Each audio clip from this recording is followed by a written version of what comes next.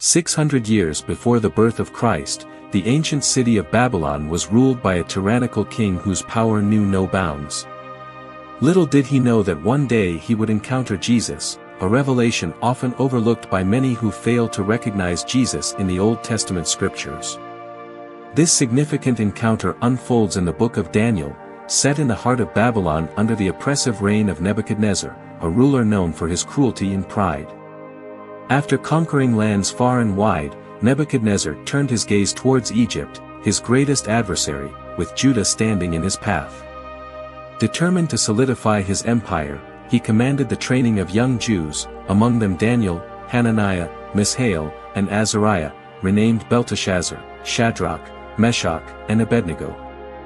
Nebuchadnezzar's ego led him to commission a towering golden statue, standing 90 feet tall, symbolizing his absolute power and authority.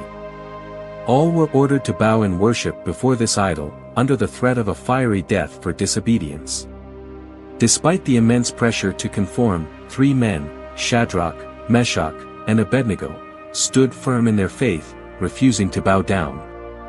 This defiance drew the envy of certain Chaldeans, who eagerly reported them to Nebuchadnezzar.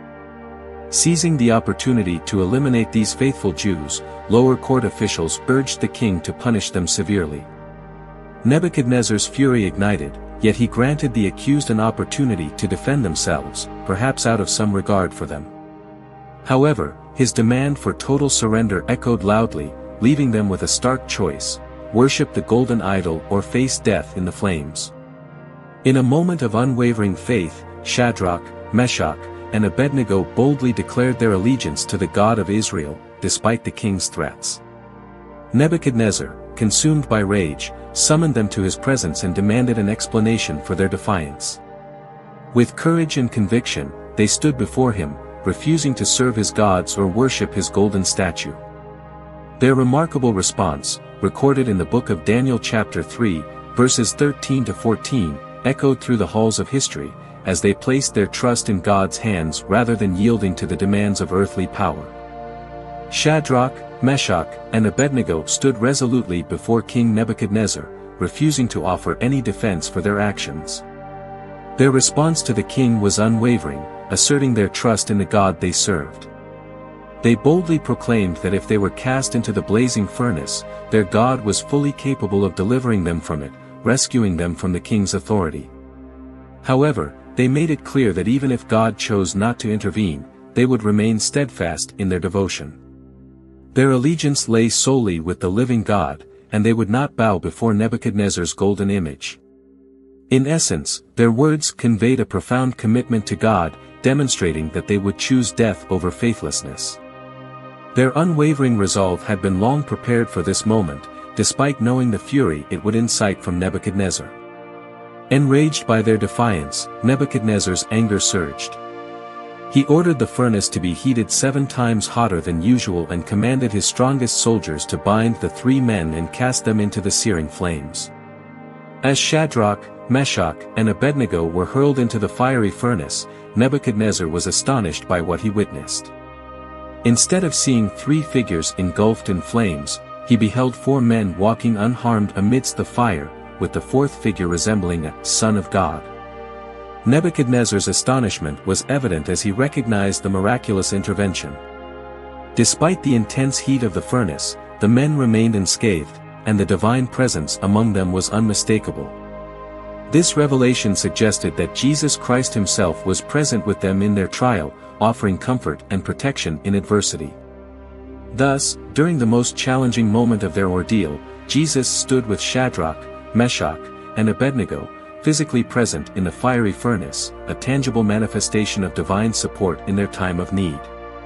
Shadrach, Meshach, and Abednego may not have fully grasped the presence of the Son of God with them in the fiery furnace, but there were moments when they were acutely aware of his comforting presence.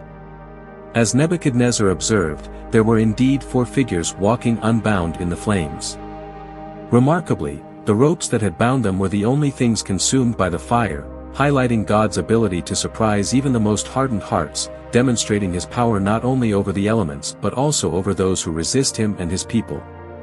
Despite the ferocity of the flames, the furnace was spacious enough for them to walk freely. They emerged unharmed, their minds at peace as they traversed the fiery inferno. Their serene demeanor amidst the blaze mirrored that of individuals strolling in a tranquil garden. Their calm confidence stemmed from their unwavering belief that the same God who protected them within the fire would also deliver them from it. Nebuchadnezzar, who once arrogantly believed himself to be the most powerful being, encountered a true power that surpassed his own. This encounter likely left him questioning his confidence and authority, as he faced the undeniable might of the divine. Approaching the furnace, Nebuchadnezzar called out to Shadrach, Meshach, and Abednego, acknowledging them as servants of the Most High God. As they emerged from the fire unscathed, the king's officials gathered around, astonished by the miraculous sight. Not a hair on their heads was singed, their garments untouched by the flames, and no smell of fire clung to them, a testament to the unparalleled protection afforded by their God. Upon witnessing the miraculous rescue of the condemned men, the king called for their summoning.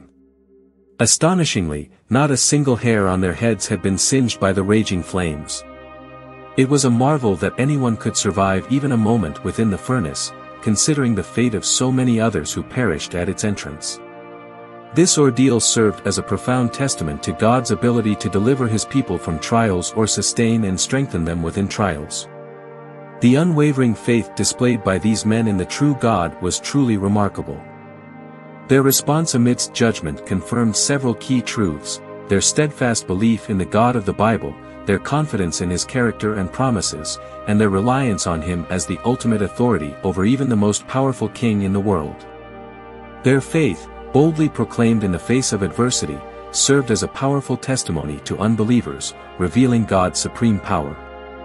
As Christians, we understand that while God is indeed capable of delivering us from trials, he may also allow us to endure hardships for various reasons, such as building our character or strengthening our faith. Though we may not always comprehend the reasons behind our trials, God calls us to trust him, even in difficulty. Job, despite enduring immense suffering, demonstrated unwavering trust in God, declaring, "Though he slay me, yet will I trust him." We recognize that God does not guarantee us a life free from suffering or death, but he promises to always be with us. Therefore, in times of adversity and persecution, we must emulate the attitude of Shadrach, Meshach, and Abednego, declaring our allegiance to God above all else. The story of Shadrach, Meshach, and Abednego serves as a profound example of faith, courage, and perseverance. It reminds us that God is always present with us, even in the toughest times. When we face challenges, we must hold fast to our faith and persevere, trusting in God's unfailing presence and his ultimate power to deliver us. Certainly, these are among the most courageous words ever uttered. The fact that the flames did not consume Shadrach, Meshach, and Abednego left Nebuchadnezzar utterly astonished. This raises the question: when we walk by faith, facing persecution, can we be confident that God is with us? The answer is a resounding yes. He accompanies us through the fire, sustaining us and ultimately setting us free. His promise is eternal salvation for all who love and obey him. This assurance enables us to transcend the pain and suffering of this life, knowing that it is not the end. For centuries, people of all ages have been captivated by the incredible story of Shadrach, Meshach, and Abednego, three young men who defied the mighty king Nebuchadnezzar. Their actions in the book of Daniel exemplify a response seen frequently today: civil disobedience.